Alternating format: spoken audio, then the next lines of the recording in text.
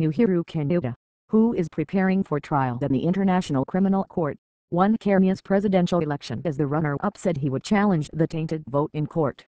The son of Kenya's first post-independence president, Jomo Kenyatta, took 50.07% of the ballots cast on March 4, beating the 50% plus one vote needed to avoid a runoff, the Independent Electoral and Boundaries Commission said yesterday.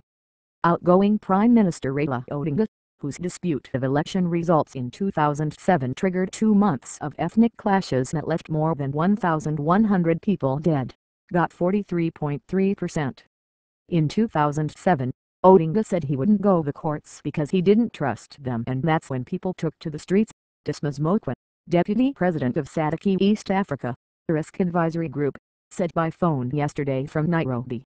Odinga's challenge is good news this time because it's going to be business as usual, knowing this case will go through the motions of the Supreme Court and the outcome will be respected.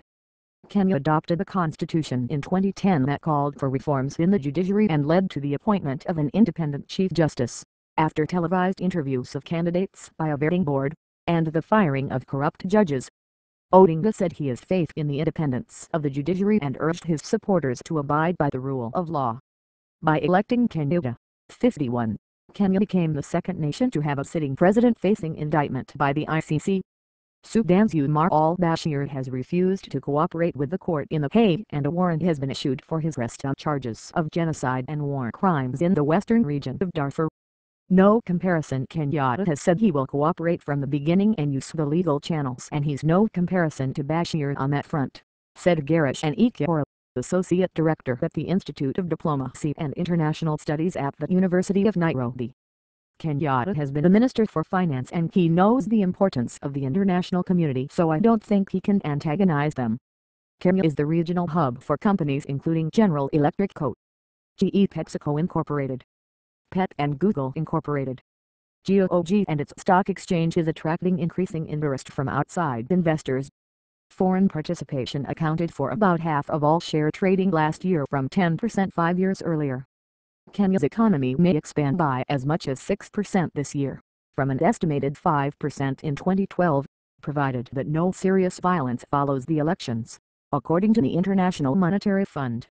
The shilling closed unchanged at 86.25 per dollar on March 8, while the Nairobi All-Share Index extended gains for an 8th session, bringing its advance this year to 18% and ranking the bourse as Sub-Saharan Africa's second-best performer this year, after Ghana. Giving assurance. If you look at the Kenyan shilling and the stock market, it has performed very well even as the early results showed Kenyatta winning, which is an indication of what the business community thinks if Kenyatta wins, Mokwa said. At all times he has said he will cooperate with the ICC and that gives people assurance.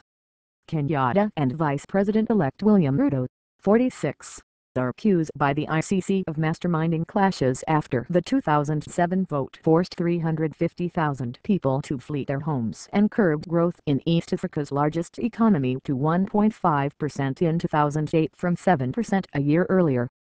Kenyatta and Ruto deny the charges and have said they can fight the ICC case and still perform their presidential duties. Complicated relations. Their victory will make international relations and investment complicated and raise concerns by the West, who rely on Kenya as an ally in the war on terror, said Shlan Shah, Africa economist at Capital Economics, a London-based research company. The UK and European Union have policies that limit contact with ICC indictees to essential matters, while U.S. Assistant Secretary of State for African Affairs Johnny Carson, in a media conference call last month, warned Kenyan voters that choices have consequences. U.S. Secretary of State John Kerry yesterday congratulated all those elected to office without naming Kenyatta and urged all parties and their supporters to address any disputes peacefully. Similar statements from the EU and the UK also didn't identify the president-elect by name. For the United Nations, the UK and the US, their diplomatic missions in Nairobi are a major presence for each in Africa. Kenyan troops are part of the UN's-backed peacekeeping mission in Somalia, where they're helping the government drive out all Al-Qaeda-linked militants. International obligations. Kenya will continue to recognize and respect our international obligations, and we will continue to cooperate with all nations and international institutions, Kenyatta said in his acceptance speech. We also expect that the international community will respect our sovereignty and the democratic will of the people of Kenya. Turnout in the election was a record 86% of 14.3 million registered voters, according to the commission. Kenyatta, the former finance minister, pledged in his campaign to boost economic growth to between 7% and 10% a year by 2015 to help create 1 million jobs annually. He has plans to ensure a crude pipeline is built from Oil Reach, neighboring South Sudan to Kenya's coast, where a refinery will be constructed. He also promised to lay down the railway from the port of Mombasa to Malaba at the Ugandan border to boost the shipment of goods by rail to 50% of the total from the current 5%, and more than double the amount of paved roads to 24,000 kilometers, 14,900 miles during his 5-year term. Tampering, expulsions. Odinga, 68, who has been defeated twice before, claimed he was cheated of the win in the last election by President Kibaki. In this vote, Odinga said the process was marred by tampering with the voter register and the fact that his party agents had been expelled from the National Tallying Center so they couldn't verify results. Ballots exceeded the number of registered voters in some places, he said. We will therefore shortly move to court to challenge the outcome, Odinga told reporters, while urging his supporters to abide by the rule of law. Any violence now could destroy this nation forever. It will not serve anyone's interest.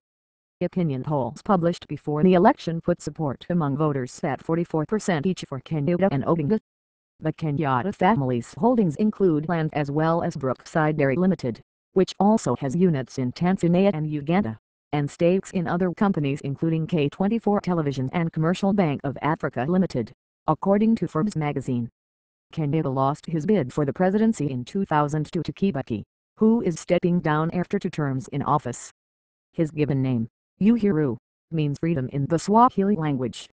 He is married with 3 children,